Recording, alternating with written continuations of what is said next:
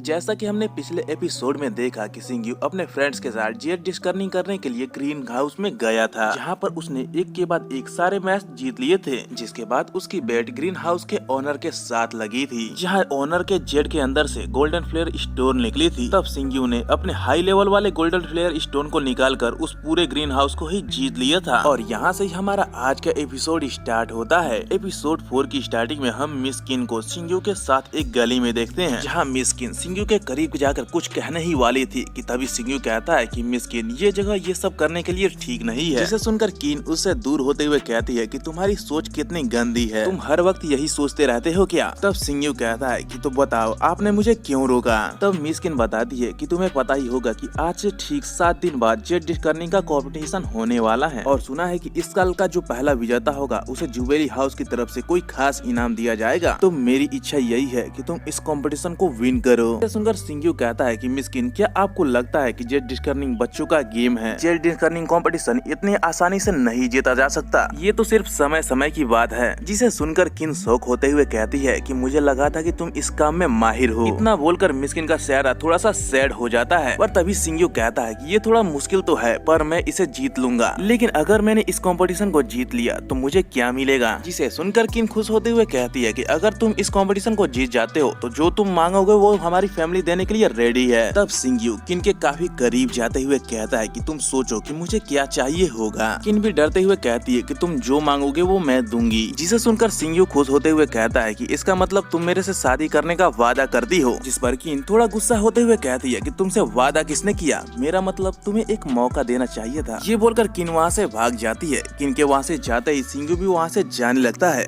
जहाँ पे सिंग्यू के साथ एक और लड़की चलने लगती है। वो लड़की कहती है कि मास्टर वे लोग आज ही इस डील को कंप्लीट करेंगे। जिस पर सिंग्यू कहता है तो ठीक है, हम भी आज ही चलेंगे। सीन कट होता है और हम रात का सीन देखते हैं, जहाँ एक सुनसान जंगल में हम आर्मी कमांडर जेंग को देखते हैं। जेंग वहाँ अपने एक साथी के साथ आया था और तभी उनके सामने एक और बंदा आ जाता है जिसका नाम हियान था। हियान कहता है कि मैंने तुम्हारे सामान को रेडी कर दिया है, तो मेरा सामान कहाँ है? जिस पर जेंग कहता है कि मैं जुआन पिल्क चाइल्ड के सौदे को खराब नहीं करना चाहता। जिसके बाद हियान का सर्वेंट उसे एक बॉक्स लाकर देता है, जिसके अंदर एक पिल थी, जिसके अंदर से काफी हाई एनर्जी निकल रही थी। तभी हम वहाँ पर सिंग्यू को देखते हैं, जो कि अपने चेहरे को ढककर उन लोगों पर नजर रख रहा था।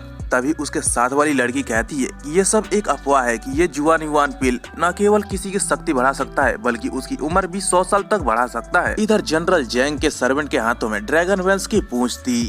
हियांग आके आकर उसे लेने की कोशिश करता है, पर तभी जनरल जेंग उस बॉक्स को बंद कर देता है और हियान से कहता है कि ये डील नियमों के हिसाब से होगी। जिसके बाद हियान पीछे होते हुए अपने सर्वेंट को आगे भेजता है। जिसके बाद उन दोनों के सर्वेंट एक दूसरे का सामान एक्सचेंज कर ही रहे होते हैं कि तभी उन पर कोई अटैक कर देता है। तभी हियान अपने सर्वेंट को पीछे हटाते हुए कहता है कि जनरल जेंग, तुम्हारी हिम्मत कैसी हुई मुझे धोखा देने की। जिसके बाद हियान अपने छुपे हुए आदमियों से जनरल जेंग पर अटैक करने के लिए बोलकर वहाँ से चला जाता है, और तभी जनरल जेंग पर बहुत सारे सोल्जर्स अटैक कर देते हैं। जिस पर जनरल जेंग भी अपने स्वॉर्ड को निकलकर उन सारे अटैक्स को डोज करने लगता है। जिसके बाद वो सारे सोल्जर्स वहाँ से भाग जाते हैं, लेकिन तभी जेंग को एहसास होता है कि उसके पेट में एक खंजर लग चुका है। ये खंजर पॉइजनस था। जिसके बाद जेंग अपने घुटनों पर आ जाता है। जेंग का सर्वेंट उसे सहारा देने आता है, पर तभी उसे भी कोई मार देता है। जनरल जेंग अपनी जगह पर खड़ा होते हुए कहता है कि तुम कौन हो, सामने आओ। और तभी सिंग्यू के साथ वह लड़की अपने फास्ट मोमेंट का यूज करते हुए जनरल जेंग पर अटैक करती है, जिसे जेंग अपने स्वॉर्ड की हेल्प से रोकने की कोशिश करता है, पर वो पॉइजन की वजह से कमजोर हो चुका था, इसलिए वो इस अटैक को डोज नहीं कर पाता।